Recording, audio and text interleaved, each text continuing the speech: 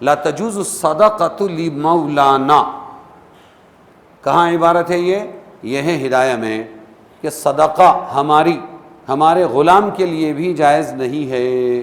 کون کہہ رہا ہے؟ حضور صلی اللہ علیہ وسلم. یعنی صدقہ زکوٰۃ ہمارے لیے جائز نہیں. تو ایک سوال پیدا ہوتا ہے، ارے اتنا ستم، ہاں سید عورت، سید مرد، سید لوگ مر رہے ہیں، اور یہ مولانا لوگ، مفتی لوگ بولتے ہیں کہ ان کو زکوٰۃ مت دو. زکوٰۃ بولے تو 1,00,000 میں سے 2,500 روپیہ مت دو. کتنا ظلم ہے، ایسا ہے دینا چاہیے، ویسا ہے دینا چاہیے. جناب الہمدرد والترس کھاؤ، مسئلے کو سمجھو.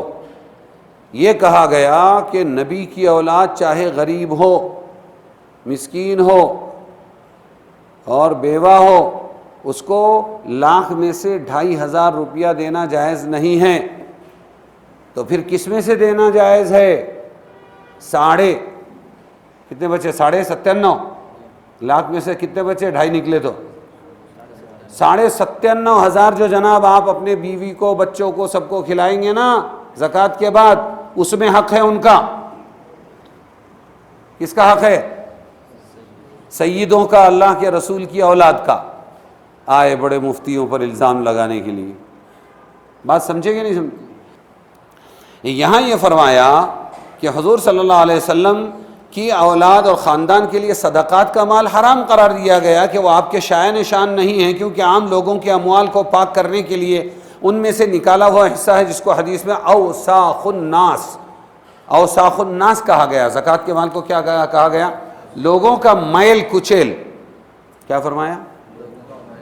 ہاں، یہ مال کا میل کچول ہے. 2,500 اگر میں نے 1,00,000 میں سے نکال دیا، میل نکلا، اب 97,500 پاک ہے، آگ جلا نہیں سکتی اور پانی اس کو ڈبا نہیں سکتا، زمین نگل نہیں سکتی.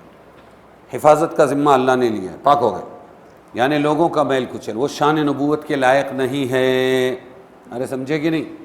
مال غنیمت کے 5ویں حصے میں سے چونکہ رسول اللہ صلی اللہ علیہ وسلم اور آپ کے خاندان کو بھی قرآن کی اس آیت نے حصہ دیا ہے، للہ ولرسول، ہاں ذی القربہ، اس لیے اس پر متنبہ کیا گیا کہ یہ حصہ لوگوں کی ملکیت سے منتقل ہو کر نہیں آیا، بلکہ بلا واسطہ اللہ تعالیٰ کی طرف سے آیا. مال غنیمت ان سے لیا اور اللہ نے دیا.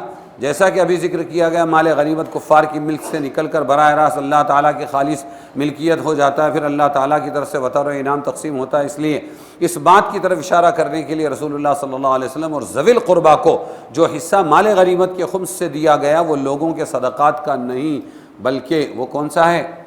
او جنر. ہاں وہ کون سا ہے بولو؟ براہ راست اللہ تعالیٰ کی طرف سے فضل و انعام ہے. اس لیے رسول کے لیے بھی جائز، رسول کے رشتہ داروں کے لیے بھی جائز. یہ زکوٰۃ کا مال نہیں ہے، پاک صاف اللہ سے لیا ہوا مال ہے. للہ یعنی سب مال اصل میں خالص ملکیت اللہ تعالیٰ کی ہے، اسی کے فرمان کے مطابق رسول کو دے رہے ہیں، ان کے رشتہ داروں کو دے رہے ہیں، اور مسافر کو دے رہے ہیں، یتیم کو دے رہے ہیں، مساکین کو دے رہے ہیں. اس لیے اس خمس کی اصلی مصارف 5 رہ گئے. کون رہ گئے؟ 5. ذوی القربہ، رشتہ دار، یتیم، مسکین، مسافر. سمجھ میں آیا؟ رسول، اللہ نہیں. اللہ کو کیا ضرورت ہے مال کی؟ پھر ان میں استحقاق کے درجے تو للہ کیوں کہاں؟ سمجھ میں آیا تمہارے؟ وَاعْلَمُوا أَنَّمَا غَنِمْتُم مِّن شَيْءٍ فَأَنَّ لِلَّهِ خُمُسَهُ. اللہ زکوٰۃ لیتا ہے کیا؟ اللہ کو خرچے ہے کیا؟ ہاں نہیں. پھر للہ کیوں کہا؟ کہ بھئی یہ اللہ کا ہے، اس لیے رسول کے لیے بھی جائز، ان کے رشتہ داروں کے لیے بھی جائز. اس کو مال زکوٰۃ پر محمول مت کرنا، کیونکہ اللہ کا ہے، اور اللہ کا ہے تو رسول کے لیے، سب کے لیے جائز ہے.